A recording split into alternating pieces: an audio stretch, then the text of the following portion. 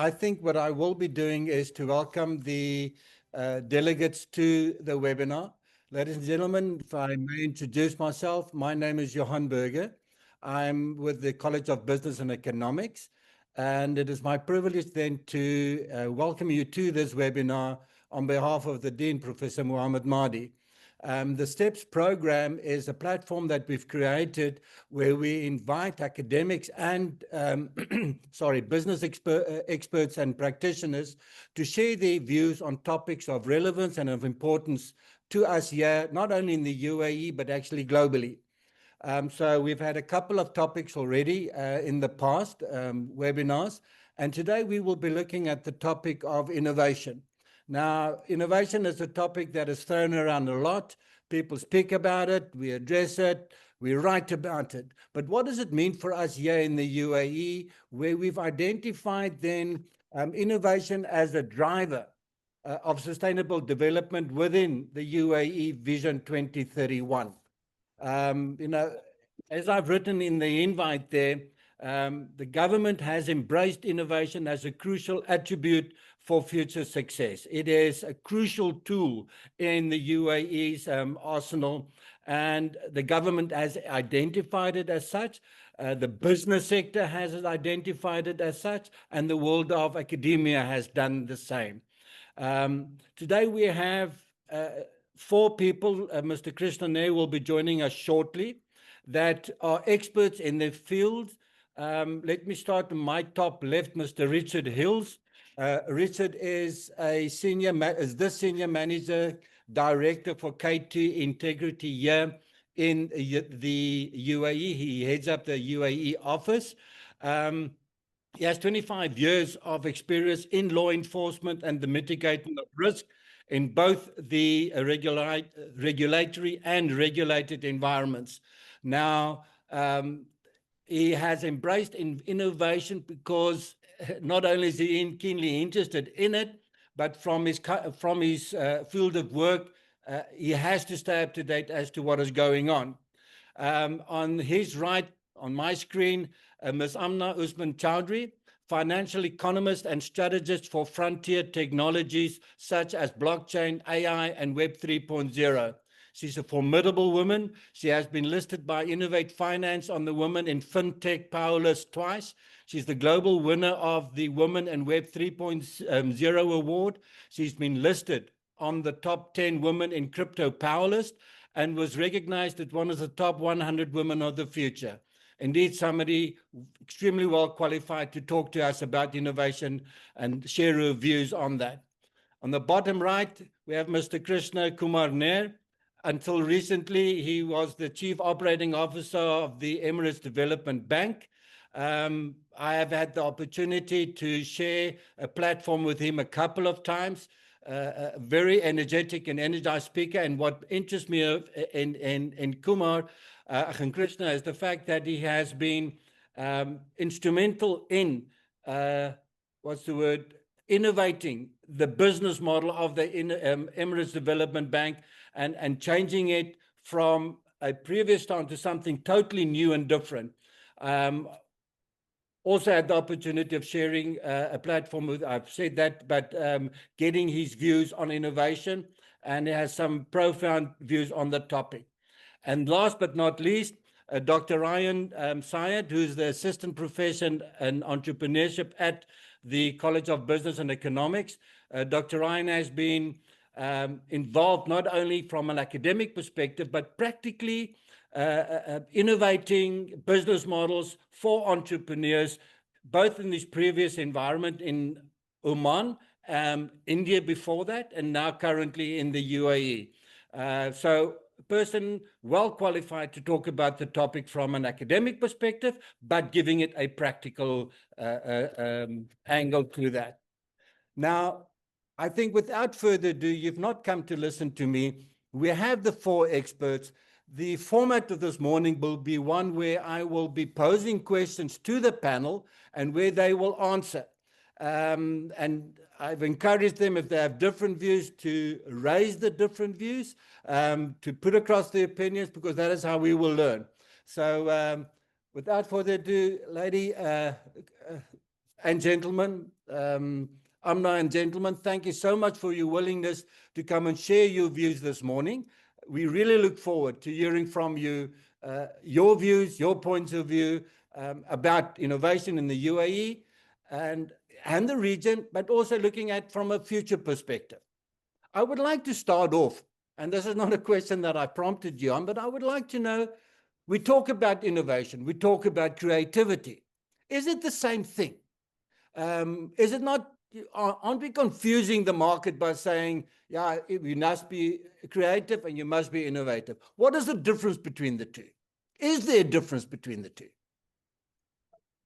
Over to you. Any takers? With your permission, may I start? Because that is Please. my 101 subject, which I teach in the university during the regular semesters. Creativity as a concept is in the mind. Innovation is what you see. My favorite example, Johan, is what I show it to my students in my entrepreneurship classes. The slide change of what we have as presenters and as teachers. Somebody in some part of the world was creative enough to understand the pain of teacher or presenter going back to that computer or laptop to change one slide. He or she realized we need to have something which is, wireless. That's creativity. But bringing it into the market as a product, what the customers can see, what the stakeholders can use, is innovation. If somebody starts a company out of it, that's entrepreneurship. It's a step-by-step approach, which is intertwined, which, as you rightly mentioned, is interchangeably used, sometimes in the wrong context. But from the academic point of view, the book definition and also practical application, it is your thoughts converted into a product used in the market. That's my basic definition. I stand for correction and relearning from the experts here. Great. I think I agree with you 100%. And it's good, Johan, that you asked this question right at the beginning of the webinar, because it's a very, very important distinction. And understanding this distinction, certainly from my vantage point, is essential, because organizations often celebrate creativity, but they struggle with innovation. And the way I see it, in simple terms, creativity is thinking up the idea. Innovation is where you make it real and valuable. Creativity is the ability to generate new and original ideas. Innovation is the subsequent process of implementing those ideas and create value. So creativity in itself will not necessarily bring much value without innovation. So they are very different, but interconnected. Great. I don't want to belabor the point too much. Amna, Krishna, you have alternative views on that. Would you agree with Richard and Ryan?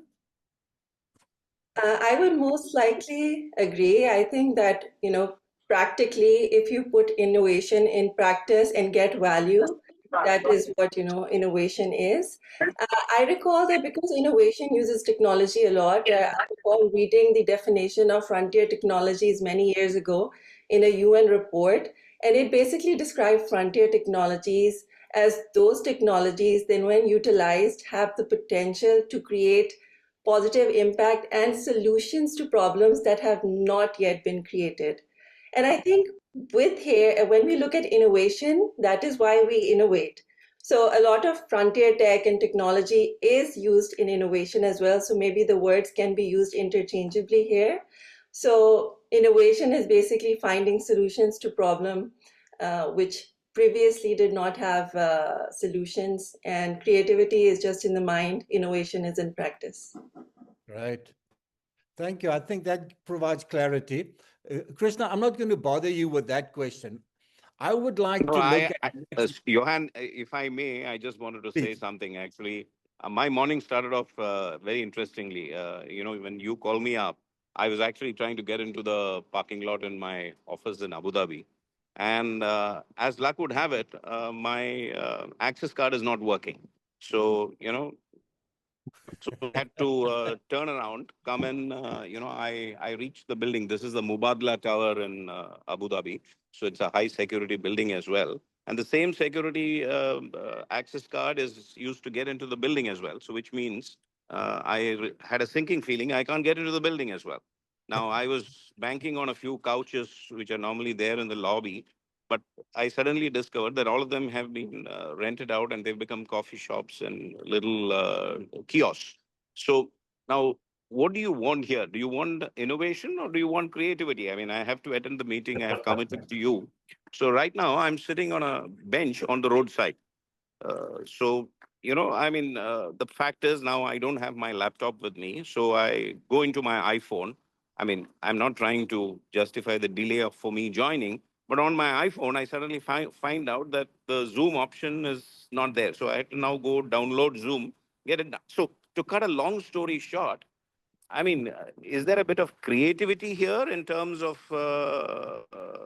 like thinking Yeah. out of the box? Or Yes. am I innovating? Am I innovating in the sense it's quick thinking on your feet? I mean, thinking totally radically, saying, I've never, honestly, Johan, you've given me a first. I've never had a meeting on the curbside. So, No, Well, that's it's, creativity. I, That's I, creativity. Totally. There is no doubt about yeah, it. If you come up with a product or a service which will actually help such people at the moment of crisis, called Krishna's app, that will be innovation. And you start a company out of it, it's entrepreneur Krishna there. So, I mean, I will just top it off by saying somebody once told me that, uh, necessity is the mother of invention. And, curiosity is the mother of, discovery. So That's now right. it's like trying to distinguish between discovery and invention. So I yeah, always say discovery is finding something which is already there, whereas invention is something which is not there, right? You're inventing something. So the topic of creativity and innovation is very subtle, but yeah, there are differences. Yes. great. Yeah, so I think we've highlighted those.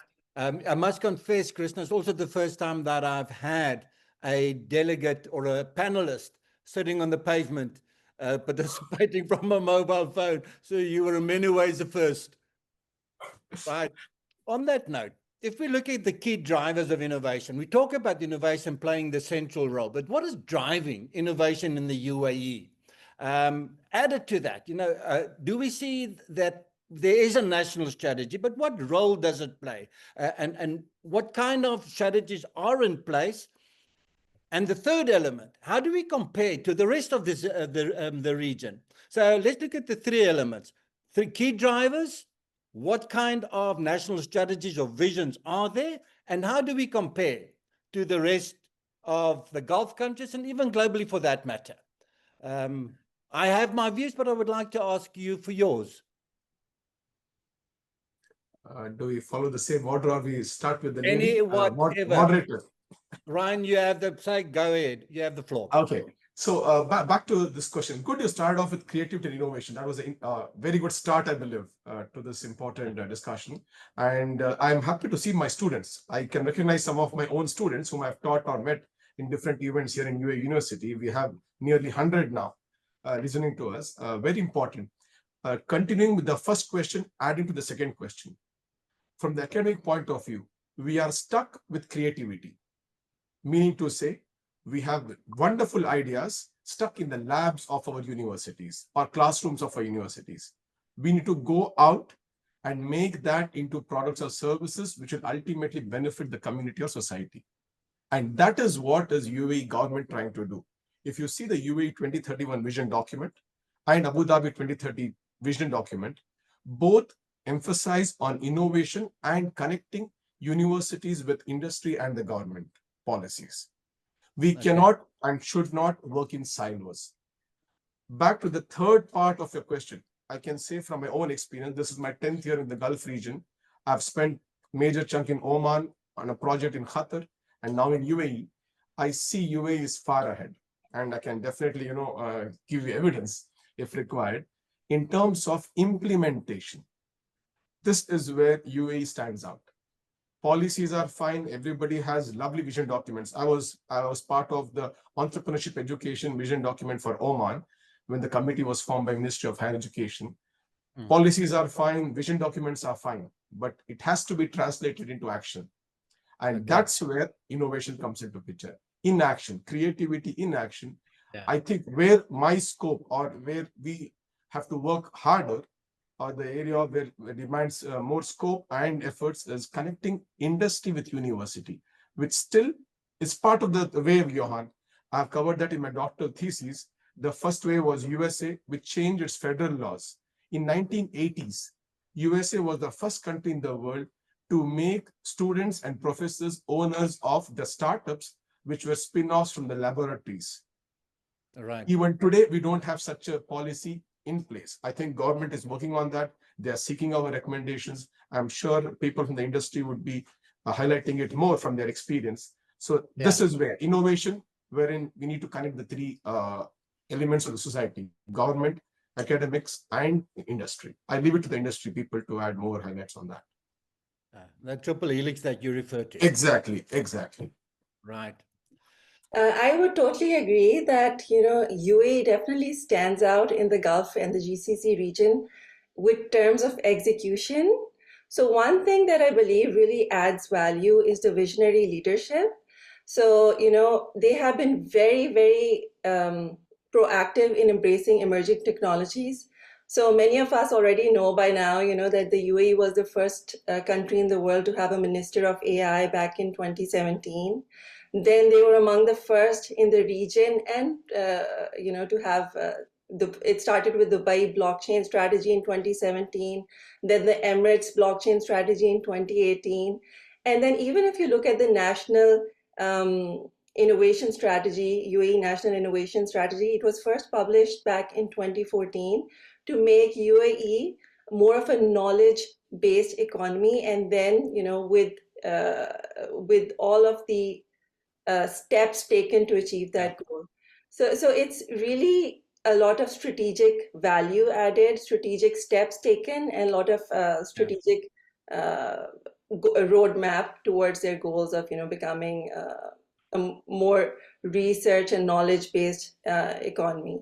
And that saying that, I would like to say that the GCC region as a whole is really rising up and innovating. So they have also embraced innovation.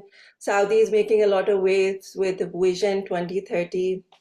Qatar is making a lot of waves also with its National Vision 2030. And each GCC country has a national strategy and agenda. So that is why, you know, it is something that the world has also started taking note. We recently saw Trump, you know, he recently got appointed and in his second term, and the first stop that he made was not any, you know, traditional ally like EU or the West, but instead specific countries in the GCC, and he met with leadership in the GCC.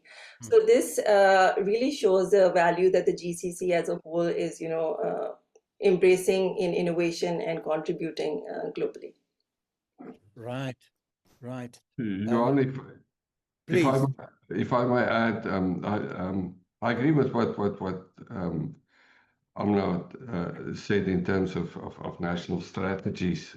I think the government's long-term planning through its national strategies kind of positions innovation as central to economic diversification and the UAE's global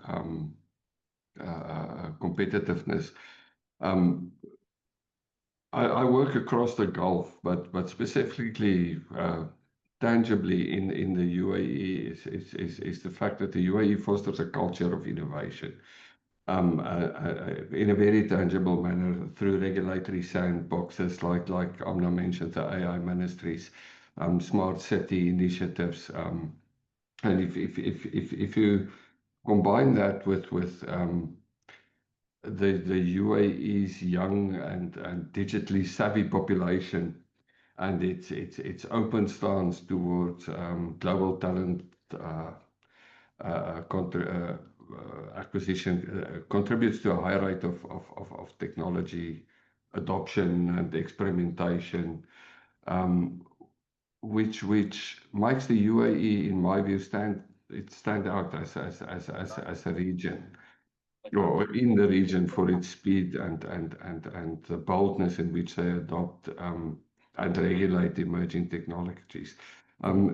If I compare it to its Gulf peers, this UAE certainly exhibits a great regulatory flexibility, a really early adoption of AI strategies, aggressive investment in these technologies, leveraging its small size and almost a lack of bureaucracy as an advantage for agility, which makes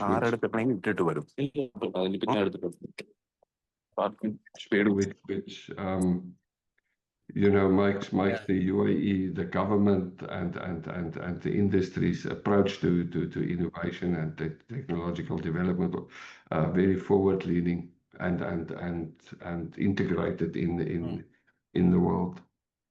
Okay. Krishna, you have something to add? Yeah, I will. I'm actually being rescued from the curbside and I've got into the building. So I have a different perspective on things right now. So talking about innovation, I think, why do we need innovation in the UAE? Let's just think back a little bit. So if you have a perfect scenario, obviously things go to plan, right? So 50 years ago, this was a region, a country or a region where people would hesitate to come. I mean, whether it be the vagaries of the weather or the lack of creature comforts in terms of living conditions. Today, it is a place where people, I wouldn't say yearn to come in as in YEARN, or is it EARN? But they are here. They are here in droves. In fact, if you look at it, I mean, we keep seeing stories about real estate transactions, but that's only the tip of the iceberg, right? People come here for a whole lot of other good reasons. And that is something which has happened because the country has innovated, because the country has thought through the factors which could have held it back. If the leadership, that's where I think I would say that, I always, Johan, you would remember, I always say that the UAE is like a lab, right? Yeah. Compared to the global countries, I mean, a population of 10 million. So you can do a lot of experiments here, right? And some of the experiments can be done only if, like, for instance, I come from India, where the population is 1.4 billion. So you just cannot do anything across the nation in one go, right? So it's just the opposite here. You can experiment, you can try. But the key factor is, as one of the fellow speakers mentioned, the leadership has brought in that spirit, right? So you can have the best lab in the world, but if you don't have good scientists doing the research work, I mean, it fails the purpose. So that's what I would think is the key factor out here. So realizing what the limitations were or the factors that could hold you back, the leadership set the vision. We talked about the various documents, right? 2030, 2031. In fact, this is probably the only country which would have a 100-year plan in place.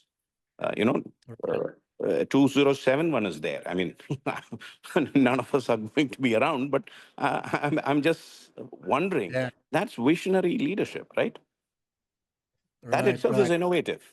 Yeah. They also have a 2117 plan for Mars, So where they want to. So that is really forward thinking. So I'm behind the times. Sorry, I missed that one. Right. On that note, we're talking about the role of government, etc.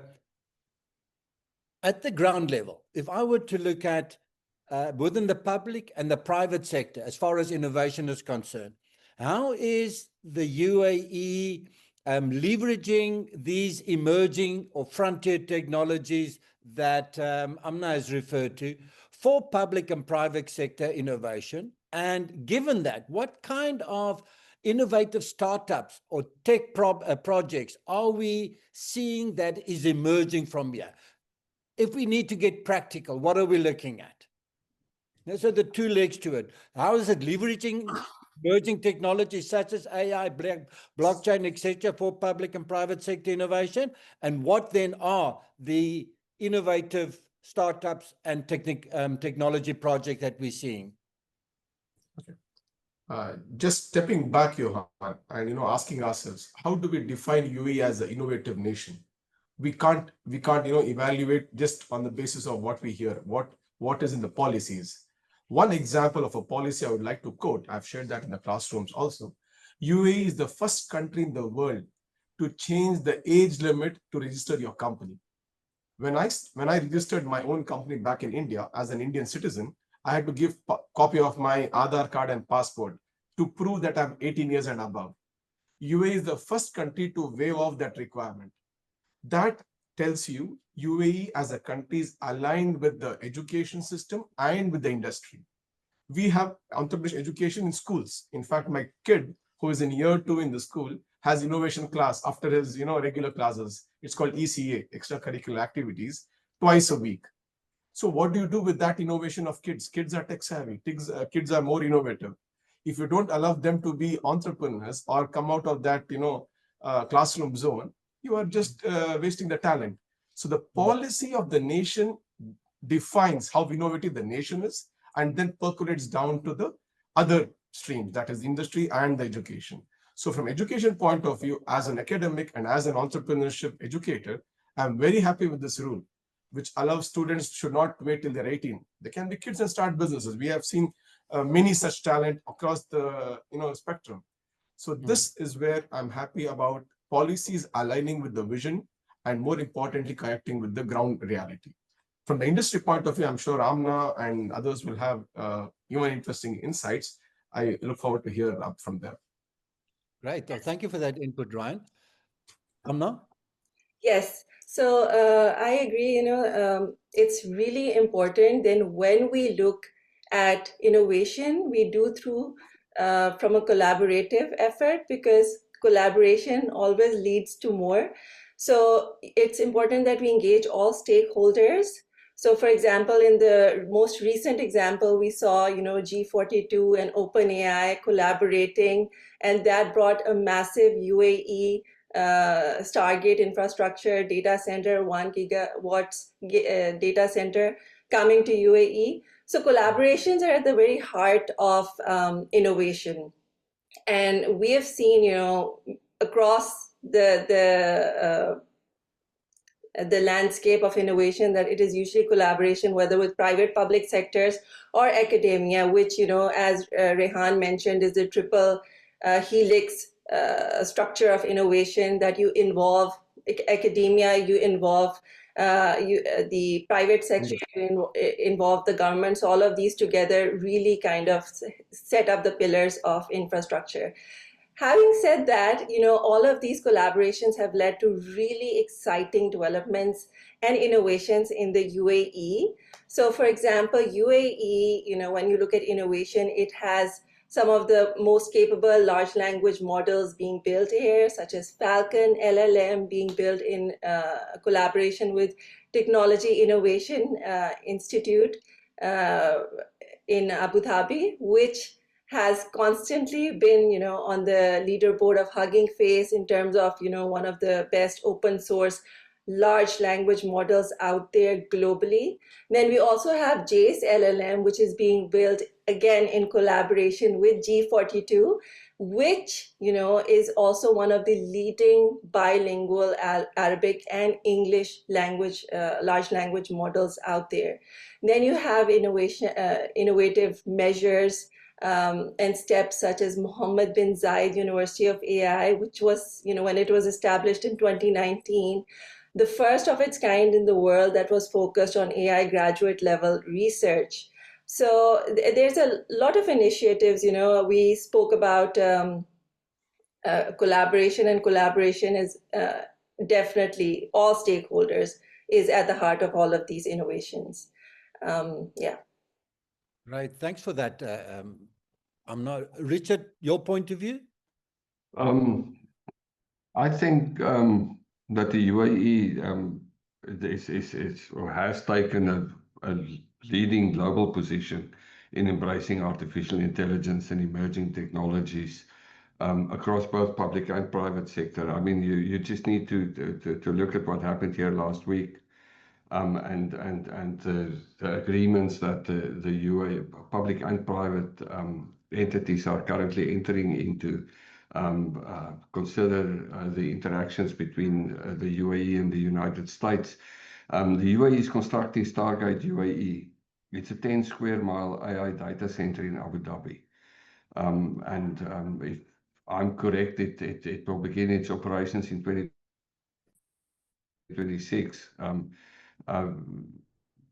This facility will probably be the largest AI data center complex outside the United States. And I think that NVIDIA is also involved in the development of one in France. So in Texas, France and the one in the UAE will be the largest AI data centers. So if you only look at that, it should be evident what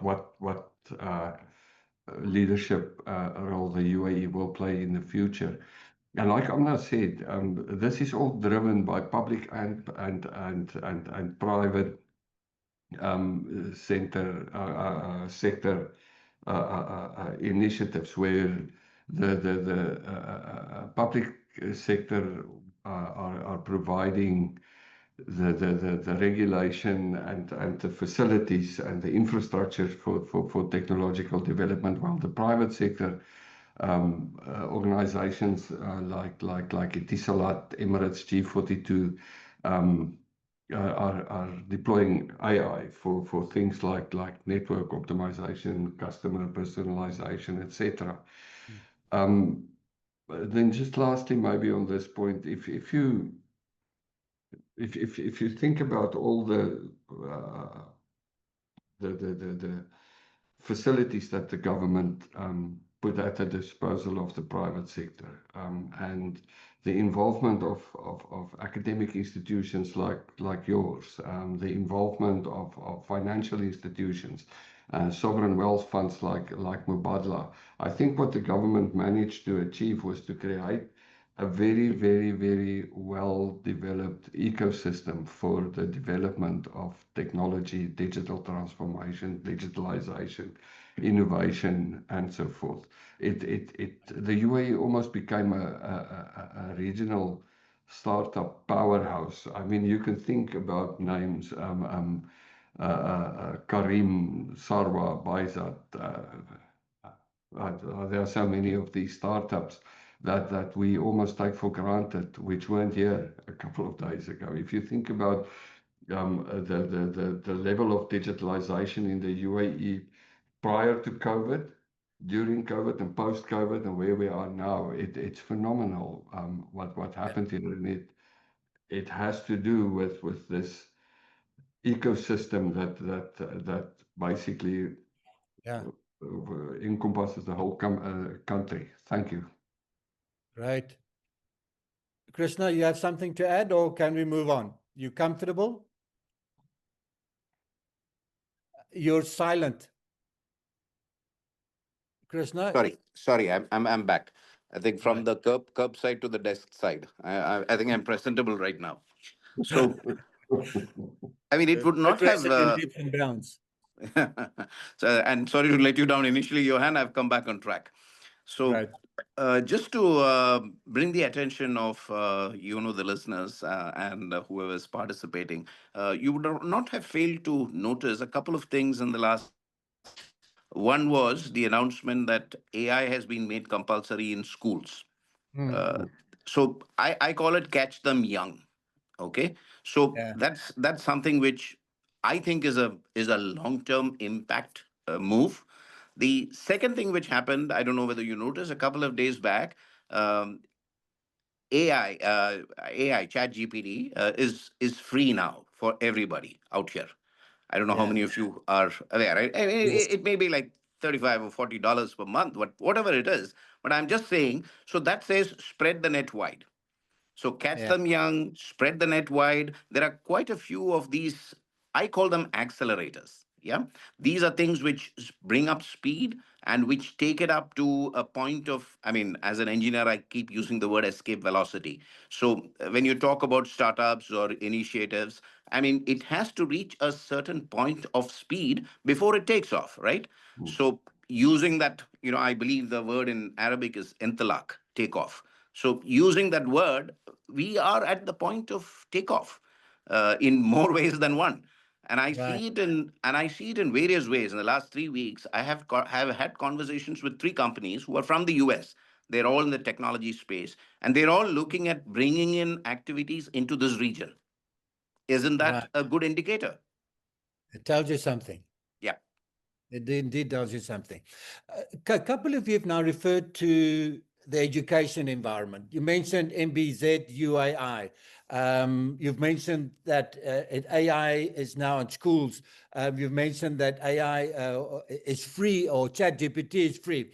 When we take a step back and we look at the education sector, because we kind of depend on them to hand over this kind of, or transfer the knowledge, or expose our scholars and our university students to the concept of innovation, to entrepreneurship, to creativity, and all these frontier technologies, which, I'm kind of jealous, because when I grew up, there wasn't this kind of thing.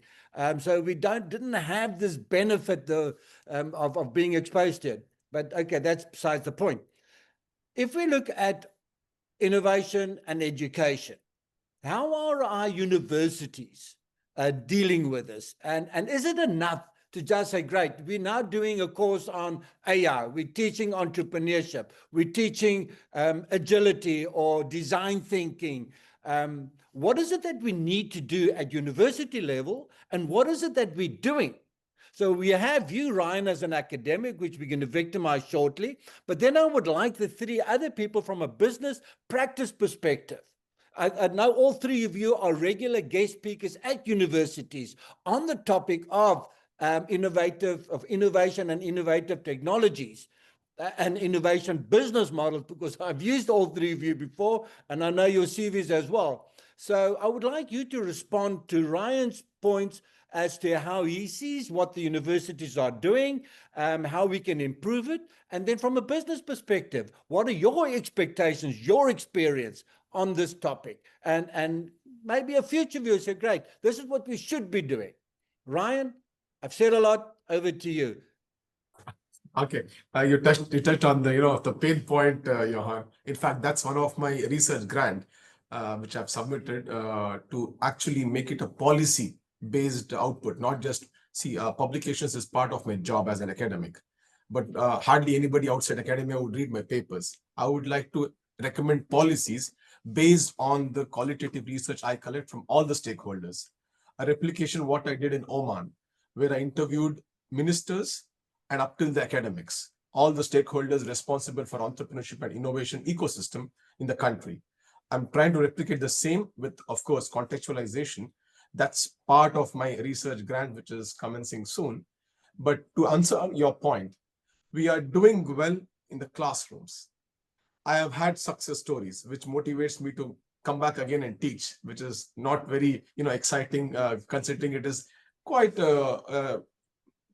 same or same subject and same environment. However, the success stories of my students adds on to the motivation. And how is that success stories? It's because of the ecosystem, which all of the 3 panel members mentioned very clearly. Krishna had interesting take on how the policies are actually defining, and Richard told, emphasized on the implementation part of it. We have so many good outlets today. I wish I had as a student, which support entrepreneurship development, wherein the creative ideas of students translated to business models and then to business companies. I have mentored 3 companies in the last 3 years, where students have taken idea from a classroom for 20 marks to actually start their companies because of Sanduk Al Watan, because of TiE Dubai, because of Unipreneur. These are organizations based in Abu Dhabi and Dubai, which give actual seed funding. Seed funding nominal 25,000 dirhams, 50,000 dirhams, 10,000 dirhams. Good for a start. We are at least taking efforts to commercialize, not to earn money, but to actually improve the ecosystem and the society. A small start. Where we are lagging is the pace and the scale, what Krishna rightly mentioned. We are catching them, but the scale, for example, 15,000 students in my university, we need at least 1% of startups coming in. That's a big number. However, possible if everybody aligns together. That's my take. I'm sure we'll have divergent perspectives too. Great. Thank you for your input there, Ryan. The practical or the practice delegates, your views. You've heard what Ryan says. How do you see it from your perspective?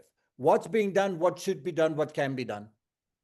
I think the universities can really play a proactive role because technology is evolving so fast. So every week there's so much happening, and it's difficult for even people, who are working in technology to keep up.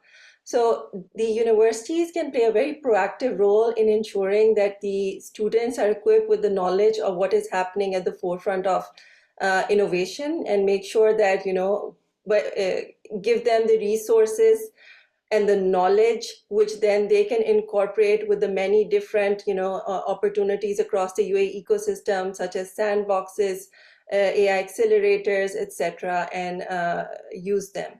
One thing I also want to bring up is that the topic of ethics is something that is often ignored, and I think universities and academia can play a really important role here, whether it is from the very start. So I think it's really great that UAE has, as mentioned earlier, started education from a foundation level, from a school level, because that way, that doesn't just equip the students with the knowledge of AI and frontier tech, etc., but it also gives them the understanding of the importance of responsible AI use and AI ethics from the very start. So once you have that foundation, you can build models more ethically and responsibly with the right foundation in place. And because AI and all these different technologies have, already been accelerating so fast, this is where universities can play a role in ensuring that the entrepreneurs, etc., have the knowledge of AI ethics, etc. And another a very important role that universities and academia can play is in upskilling, because we now live in an era where it is not just you do your bachelor's, you do your master's, maybe PhD, and then you're done.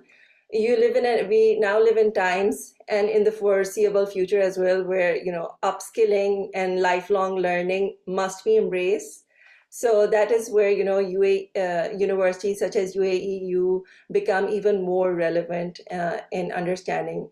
And lastly, they play an important role in making sure that the diaspora of women who were previously not in the workplace have these opportunities to get equipped with these AI skills, etc., and have a chance to re-enter the workplace. So because women have been lagging behind in frontier technologies, and we need to make sure that we proactively build platforms which enable them to come into the forefront of these technologies. And this is not just for equality. I know around the world we are having a bit of a negative turn towards DEI. This is actually a strategic initiative, because PwC Middle East did a very proper study that if we add women to the workforce, it adds up to 2 trillion to the Middle East economy. So that is a huge, massive opportunity that universities can use to tap into. Yeah. Great. Thanks for that input. Yeah, I think it's extremely important, the points that you've made. But let me hear what my two other colleagues have to say. Richard, Krishna? I'm always the last guy, Johan. Okay. You go first this time, Chris. Now Who speaks last speaks last. Okay, Richard. Richard, I take that from you. Okay, you keep here listening to the word ecosystem, which is being used liberally and loosely, as I think. So one of the classic things is, everybody says Silicon Valley is known as the hotbed of innovation, creativity, whatever. Now, one of the oft asked questions in many a forum or many a national level discussion group: how can we create a Silicon Valley in our country? Okay. Now, Yeah. If that were to be a mathematical equation which could be broken up and written down and then executed, we would have had multiple Silicon Valleys across the world, right? It doesn't happen like that. So, to be fair, I think it's a combination of factors that actually bring things to fruition. So, and education is a starting point. Now, what we need to do is we need to now relook education from where we are today from what it was way back. So let me put things in perspective from a healthcare industry. I mean, it's not from banking. I try not to bring boring banking into everything. So in the early 20th century, let's say 1904, America had life expectancy of roughly around 48. I mean, people don't believe it now, or even lesser, 39, something like that. Today, that same life expectancy has gone to 85. So, what was being looked at that point in time in the early part of the 20th century is not what we are looking at today. I mean, we've gone through discoveries, basic things like penicillin, I mean, a lot of basic stuff. Today, Yeah. we are talking about cracking the, the DNA, the genome, right? We are talking about creating kids whom we want the way we want. So things are very different. So when we talk about education, that's where the relevance comes in. Have we changed our education to suit the times? I don't know. I think that's a question which academics have to answer. So my point of view is that I'll give you from my own life example. I did engineering school back in India way back. So at that point, in one point in time, I mean, as all young kids do, fifth semester, which is probably the third year of engineering, we suddenly realized a bunch of us, group of 10 of us, we suddenly realized that the food on campus was very bad and we had nothing better to do in our discussion. So we said, why don't we launch a snack bar? Okay, two reasons. One is we said we could do something more interesting than engineering, which we unfortunately were not doing too much about. The second was we would get good food out of it, which was a Yeah. social service thing as well. So hey presto, we launched ourselves into the activity. So that whole semester, you will not believe it, 6 months we didn't attend classes. We were doing this. We were doing, and if you ask me what we learned out of it, we learned what not to do. I mean, today when we Yeah. look back, you realize how stupid we were. So, see, we didn't have money to buy a deep freezer. So, there was one guy who would wake up every morning, go to an ice factory, pick up a huge block of ice, rent an auto rickshaw, put it in there, bring it there. And there is another guy who would sit with a with a saw or a hammer and break it up and then put it into an ice box because we didn't have money to buy a freezer. So, I mean, we did things like this. We ran it very successfully. But I am telling you the reason why I'm relating this, the support we got from our staff. We were from the mechanical engineering department. So the professor of mechanical engineering, the first day we opened the snack bar, he came to the snack bar and he had our food. And every day he instructed all the professors in the department, you guys should have their food because I want this venture to succeed. Because he says it is much, much more than what I can teach in the classroom. I mean, it's not Mm. about thermodynamics, it's not about hydraulic machinery, it's about enterprise. These Yeah. guys are actually finding it out. They are trying out. So now bringing it back to today's world, I mean, I'm not asking all universities to get students to start snack bars, but in today's world, probably innovation is the name of the game. We're talking of high tech, we're talking of startups, but more importantly, I would also bring it back into sustainability development like what Amna just mentioned, bringing women Yeah. into the workforce, like climate change. These are things which have to be incorporated or inculcated into the student community at a very early age so that they actually start thinking solutions, right? It's not about submitting an assignment or doing a test and getting a grade. I mean, I really don't know. Like somebody actually mentioned to me yesterday, 4 years of your undergrad education just gets compressed into one line in your resume, Right. correct? Yeah. I mean, is that what you learned? Is that degree or the named university that you went to the reason why you're succeeding in life? I would not think so. In fact, I can tell you those 10 guys who did this in 1985, which is 40 years ago, are meeting this weekend in a city in Cochin. And I can tell you, all 10 of them are doing wonderfully well. They're doing wonderfully better than many of the toppers in the classes that we were in.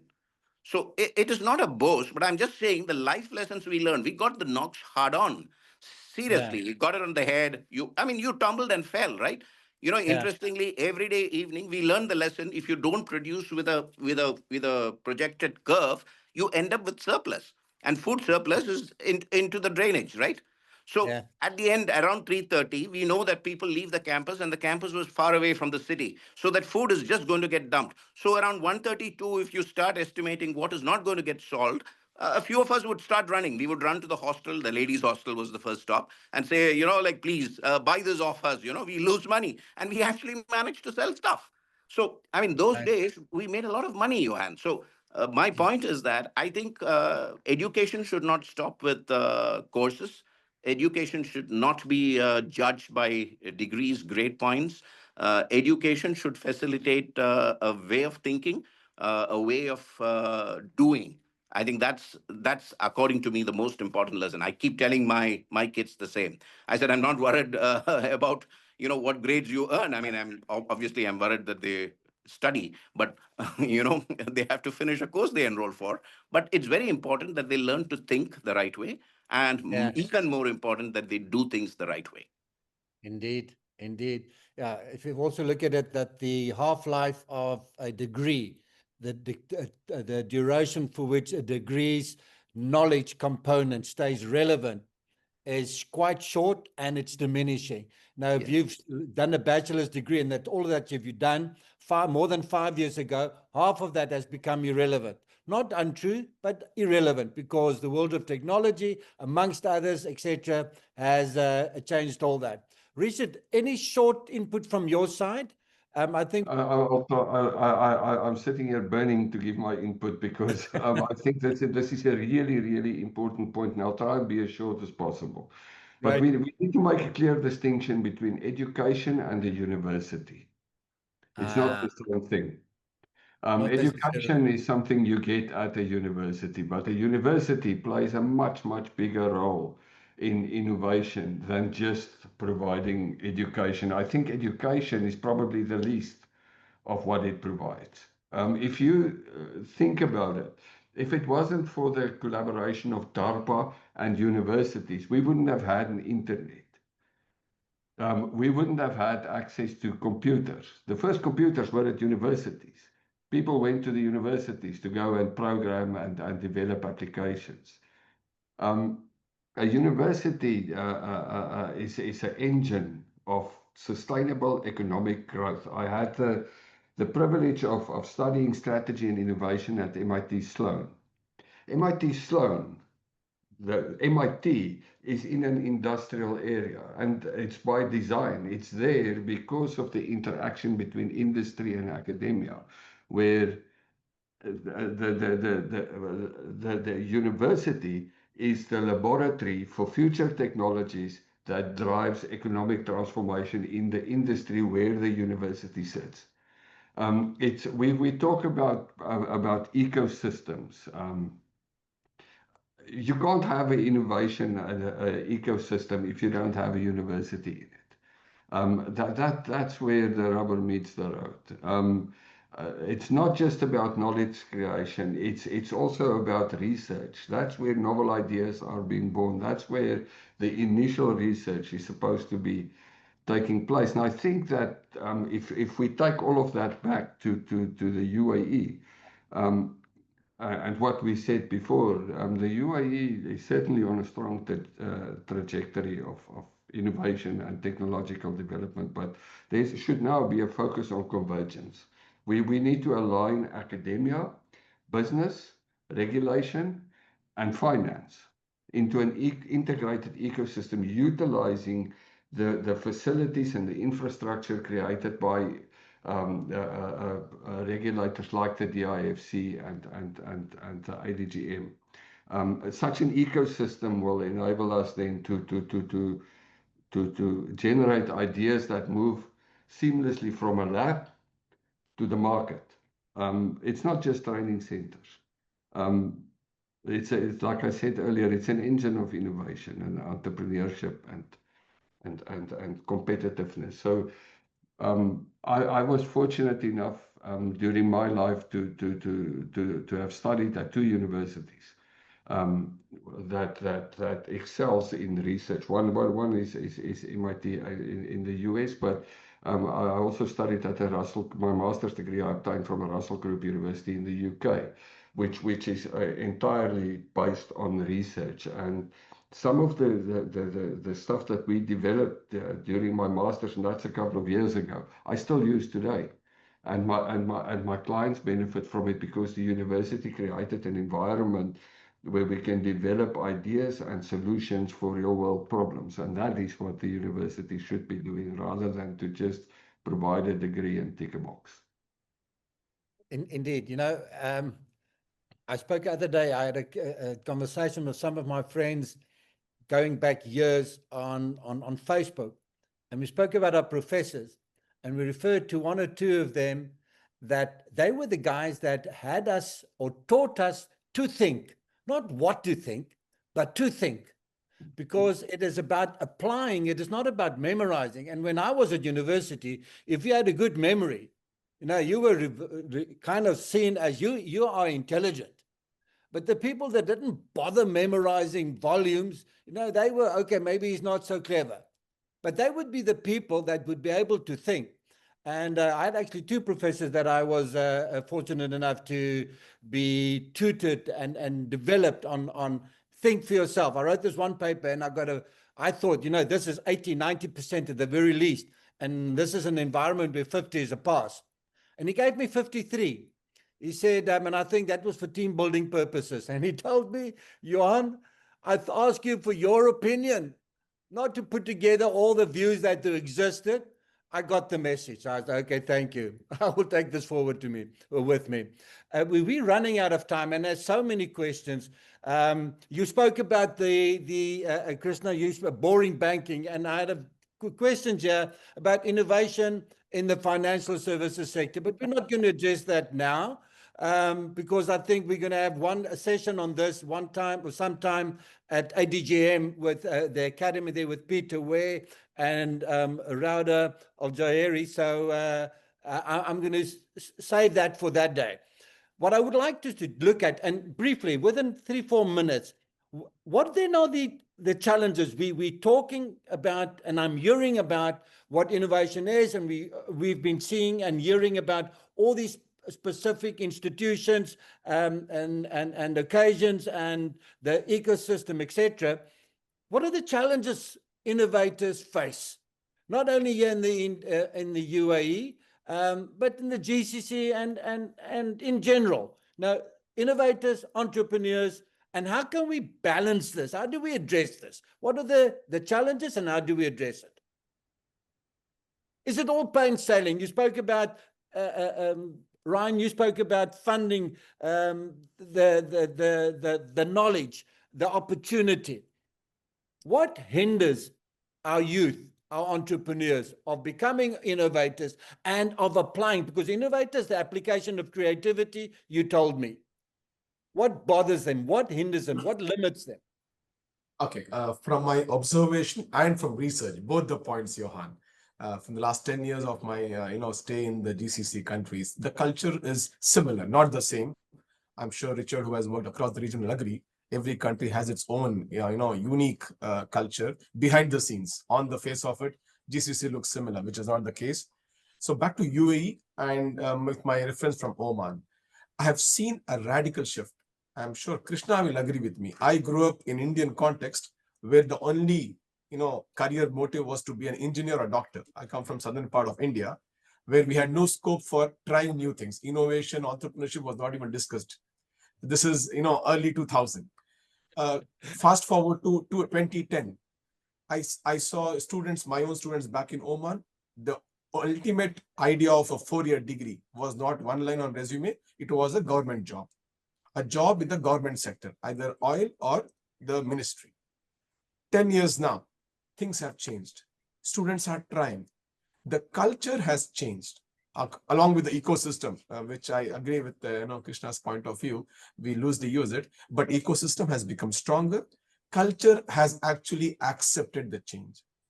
parents have accepted the change, that you can make money out of TikTok. My grandmother now has understood how people are making money from TikTok, which was not the case when I grew up, when I studied my undergrad 20 years ago. So this cultural shift has helped students. The fear of failure is lesser now. I'm not telling it is ruled out. I'm not telling there's no social pressure. There still is social pressure. There still is parental pressure. But I'm seeing everybody is now open to change. That is, I think, a welcome move. Apart from policies, apart from ecosystem, apart from innovative, ideas and implementation from the government side, industry side, cultural shift, I think, is a big, help for students today. Any other takers? Yeah, I think there are two main challenges, which innovators in the region face. And it's not just the region, it's overall. When you're building with emerging technologies and frontier tech, the technology is very new. So you are unsure of how much you should invest in it, how you would practically implement it in the ecosystem, etc. So that is one of the challenges, and that is being addressed by, sandboxes which are present in the region. You have Hub 71, etc. You have a DIFC AI accelerator recently, tokenization sandbox. So these play a role in alleviating those concerns, but still, I think we need more, not just focused on fintech, but other regions, other fields as well, and possibly overlapping fields. So, for example, AI and fintech and blockchain, etc. So multidisciplinary sandboxes would really help. I feel that AI accelerators also help with the issue of keeping up with, how fast the tech is evolving. You want to go to market very quickly, in order, if you have a competitive solution, and accelerators such as AI accelerator recently launched in Dubai. You have many other accelerators, Hub 71, Area 2071, etc. Yes. So these kind of help. The other challenge that innovators in the overall face is the lack of regulatory clarity, because tech evolves so fast that it's difficult for regulations to keep up. So, for example, with AI, recently we just have, we have had developments in regulation overall, but globally there is still a long way to go. There's the EU AI Act. I know UAE is working on it. The GCC region is also working on it, but still there is, a way to go. That said, I do believe that one region, the UAE, has also, been progressing rapidly in emerging technologies and frontier technologies, is because they have a very proactive approach towards regulation, whether it's, as mentioned before, providing sandboxes, AI, etc., and regulatory clarity. They were one of the first in the region, in the GCC and MENA region, to come up with digital assets clarity and regulation. DIFC, ADGM have all been doing a really good job. In fact, Virtual Assets Regulatory Authority, when it was established, it was the first of its kind in the world that was just focused, the first of its regulatory authority focused specifically on virtual assets. And we've seen how important, the blockchain space and digital assets has grown and evolved into. So there's been a lot of foresight in that.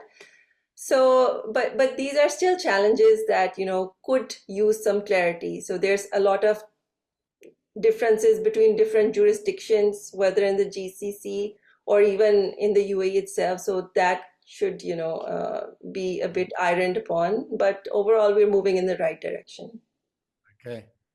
Well, Johan, if I may chip in just for a minute, I totally agree with what Amna said about the regulatory landscape, where some emerging technologies like blockchain and AI might face unclear or evolving regulatory frameworks, which might delay experimentation and the commercialization of some of the innovations. But this is more applicable to the UAE as a country, where the economic environment is set up into multiple jurisdictions, mainland free zones, DIFC, IDGM, for a very specific reason, and it brings a lot of benefits. But I do think that it leads to a bit of regulatory complexity, especially for startups that might want to scale across Emirates. It might also lead to lengthy licensing processes and bureaucracy that might. I'm not saying that it's inhibiting innovation, but that might be something that would need to be addressed in the future. And then I might also.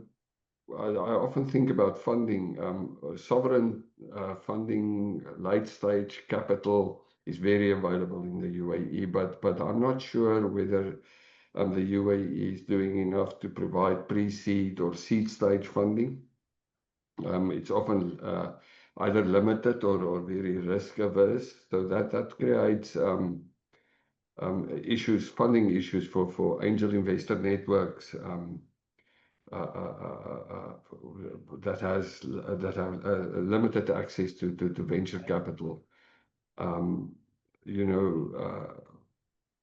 where funding tends to favor proven business models over other high risk or deep tech innovation. That might be a second thing that springs to mind that we can consider. And then lastly,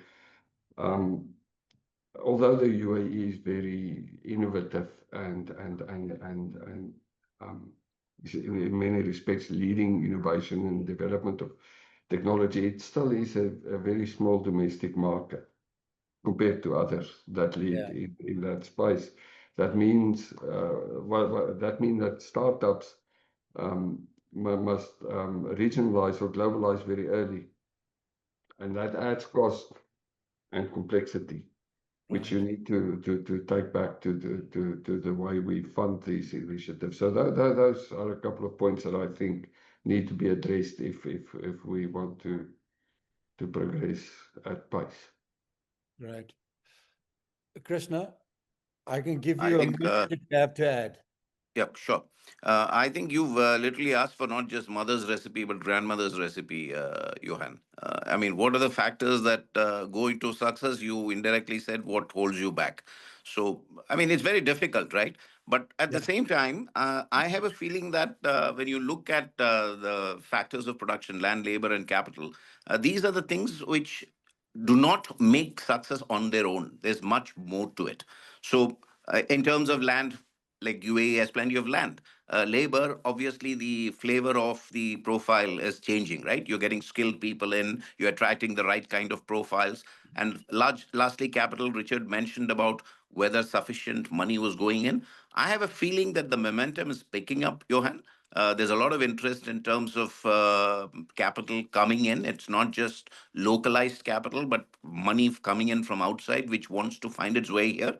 And this is also keeping in mind the fact that whatever is being done here is not going to be done for this region, but for the world. Because if you look at the region and the scale and scope we have, much of the activities may not be economically viable. So it is actually becoming an experimental lab and a place to create and innovate for the entire world.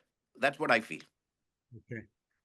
A lot of truth in what all of you have actually stated. It brings me to the point, if I draw it through, to culture, mindset, and the ecosystem. I came across this comment. It addresses AI, but obviously it should and is applicable to innovation in general. It says most AI projects, we can replace that with innovation projects, don't fail because of technology. They stall because of people. Internal resistance, fear, skills gaps, and short-term thinking are the real blockers. How do we deal with these? How do we remove resistance to change and fear of change? Ryan, you spoke about the fact your grandmother and TikTok. That kind of mindset in the year 2000, it was either medicine or engineering, and innovation wasn't something. But I spoke to somebody else the other day as well within one of the large corporates here, and they were concerned that technology, while it's good, could actually get people to a point where they become irrelevant, and that could lead to this resistance to change. How do we address this? Okay, we need to actually accept it to address it, and that's one thing which I feel is Sorry, lacking you need from to the high. accept what? We have to accept to address it. First stage is Okay, acceptance. yeah, right.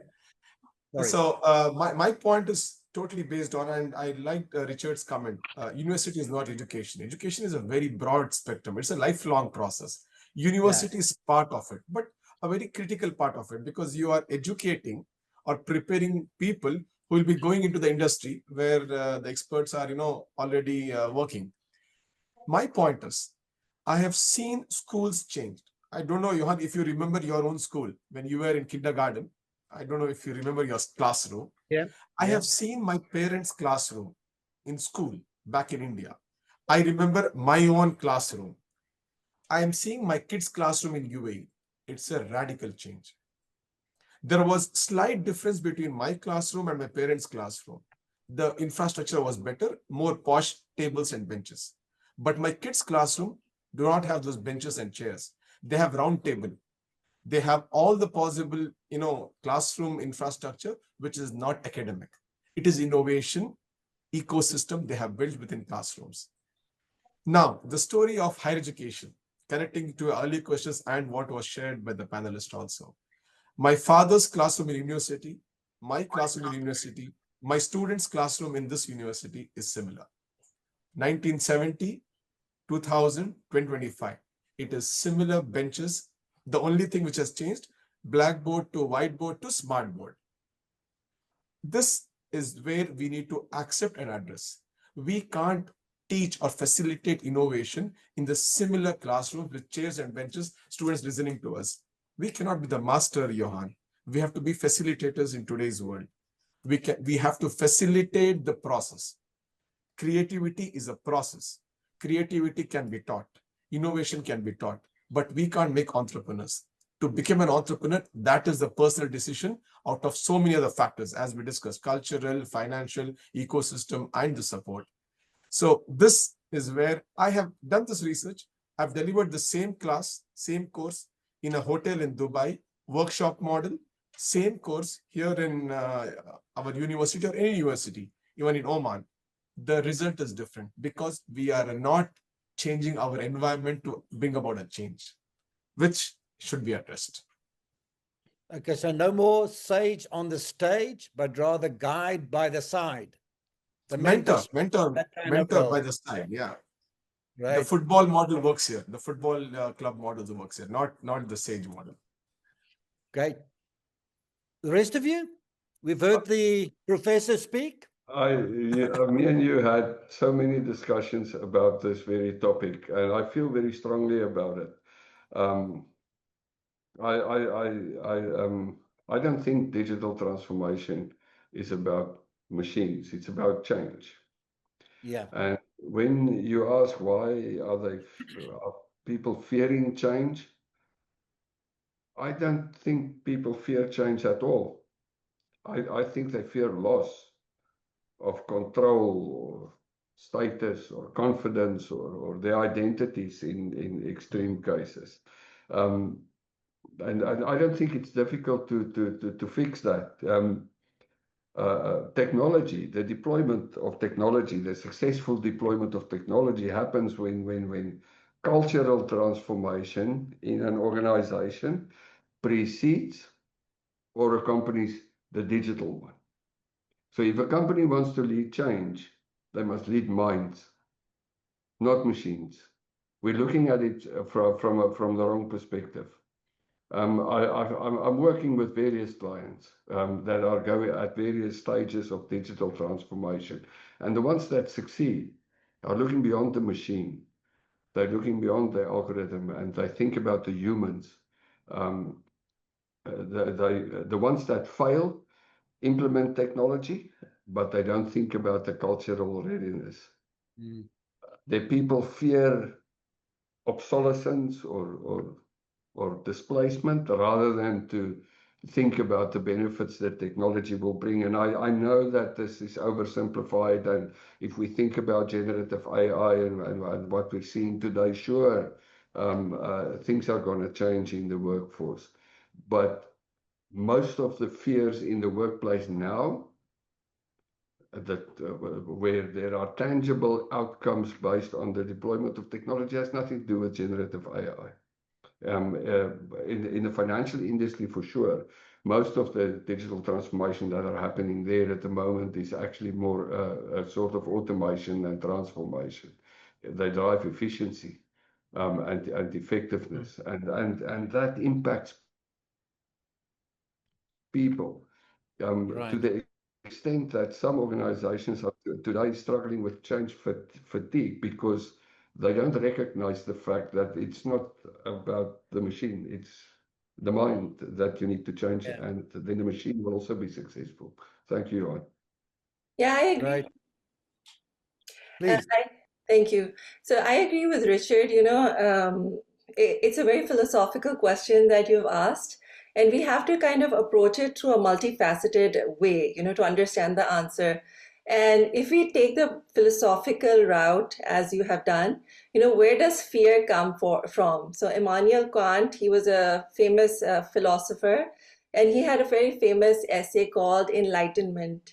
And one of his main words was that supra order, which is basically, I'm probably mispronouncing it, but dare to know. So you have to kind of dare to know and understand what is the reason behind this fear, etc. And I think Richard kind of gave us the main point, which is not exactly the technology that people fear, but it is in fact the loss that may come as a result of this technology. And we need to approach the solution through that mindset. And I believe that if we are talking about innovation, etc., we should actually embrace technology to solve this problem. So one way that technologies can help is through personalization and gamification. So one of the ways I'm very vocal, as I'm sure all of us are, about financial inclusion and banking the unbanked. And a main tool that helps with that is the mobile phone. And mobile phone can also be used to bridge this tech gap. And that can be done through gamification, through apps which use hyper personalization via AI. So people do not get intimidated. The apps teach and educate you on your level and gamify it in a way that makes it enjoyable for you, and you keep coming back to it. An example of gamified learning is the app Duolingo, which teaches languages and learning using a very gamified and AI approach. So that can be used.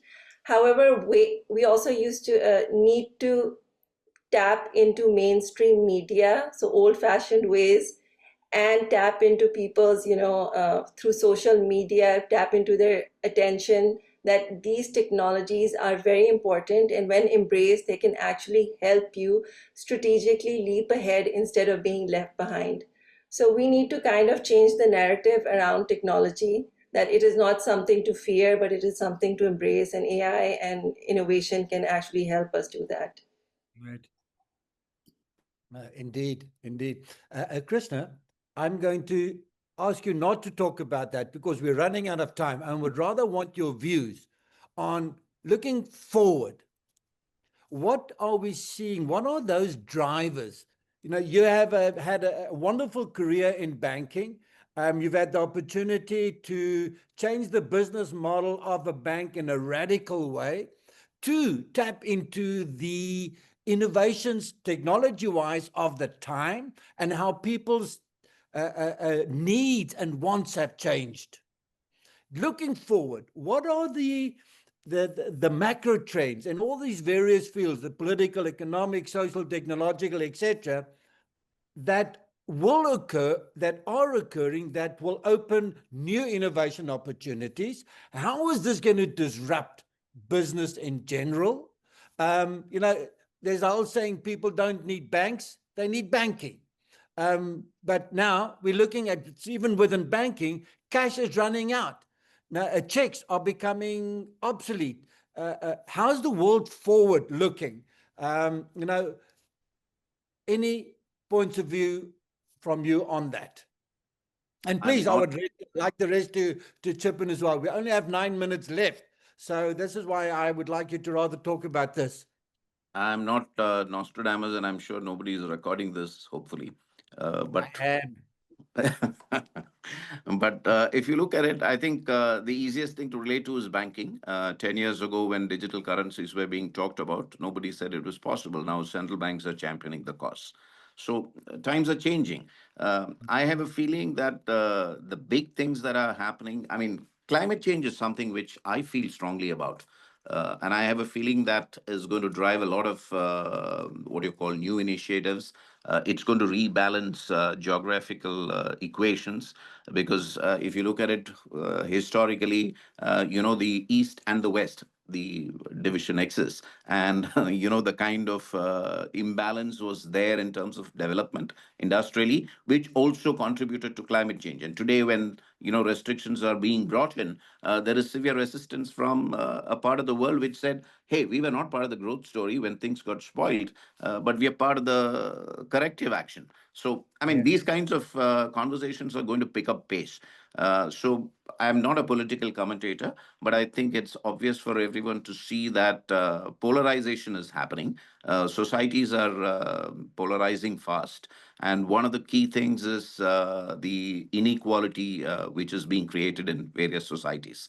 With all the new wealth or the new initiatives, new industries coming up, there is actually a lot of democratization happening. If you look at countries like India and China, people have come up above the poverty line in huge numbers, like 400 million, 500 million, which is a good reason to celebrate. But it has also added to the other end where the top layer has also grown phenomenally. Now you look at salaries in the US, for instance, the CEO's salary as a multiple of what the lowest level worker earns has become obnoxious. So, and what does this create? Now, when you look back into history, you realize it's natural that dissonance is caused by dissatisfaction, and that's resentment, right? When you see somebody, and social media doesn't help you either. I mean, everybody is out to prove that they're having a good time. As somebody said, if you actually see the lives of these people in real life, you would be surprised. But still, you are shown something which make you feel jealous. I mean, I'm just putting plain words.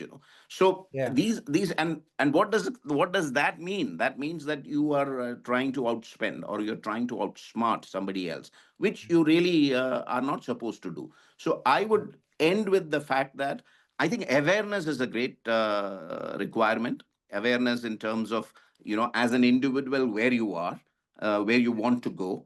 As a society, what are we today? What are we aiming to become? And obviously, the most important question, how do we reach there? I think that requires a whole lot of thinking and doing.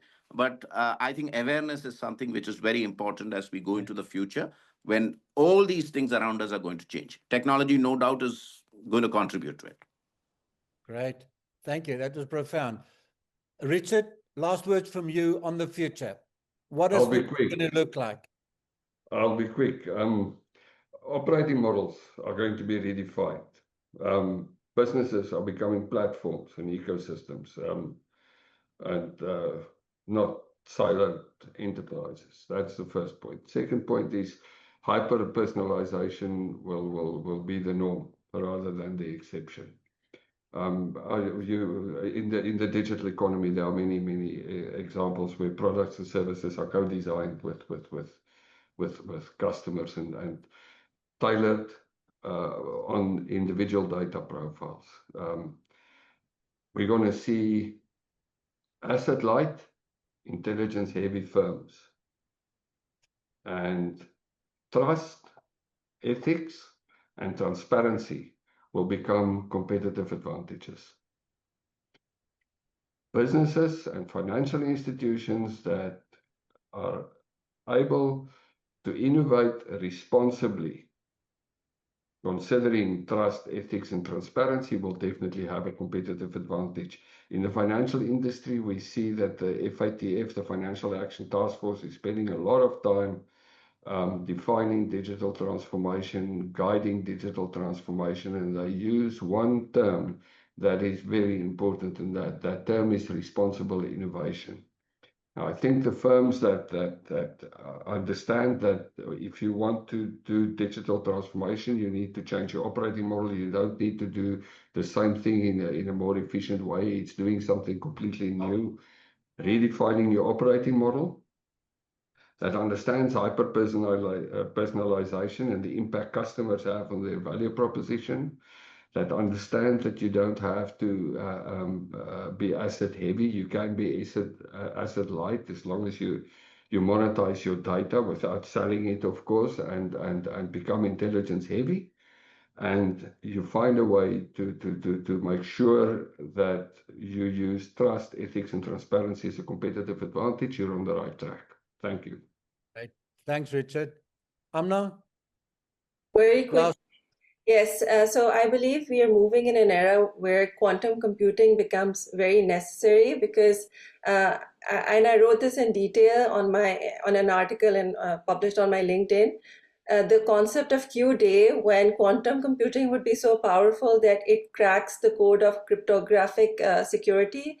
So it would be a huge cryptographic and security concern, cyber security concern. So it is something that countries need to proactively look into and are looking into. I mean, UAE also has a quantum research center. So that is something that we need to be very proactive about.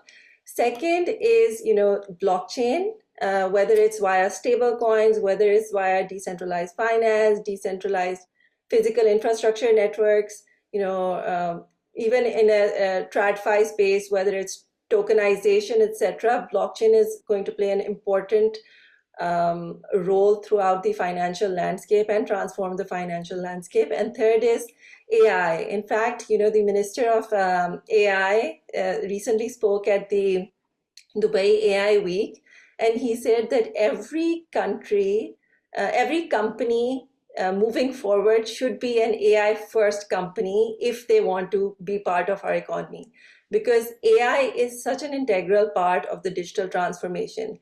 I have always spoken about, how you should look at tech not from a narrow siloed perspective, but from a encompassing, a perspective in which all of these different technologies will converge together to work, in a converged way.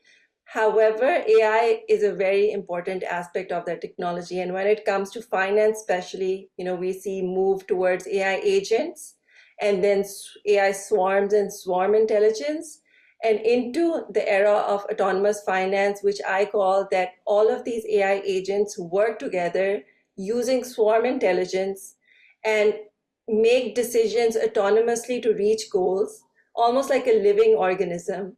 For example, in trading, one AI agent would be looking at the macro economic risk, the other would be looking at the different portfolios, etc.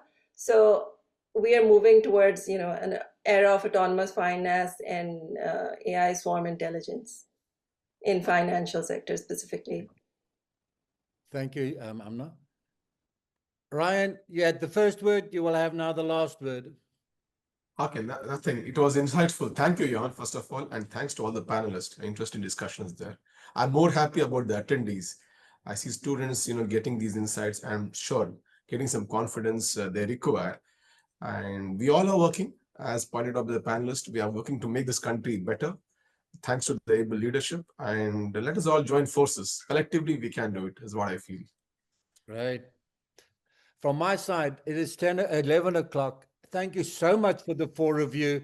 It's not as if you're waiting for me to make your life busy.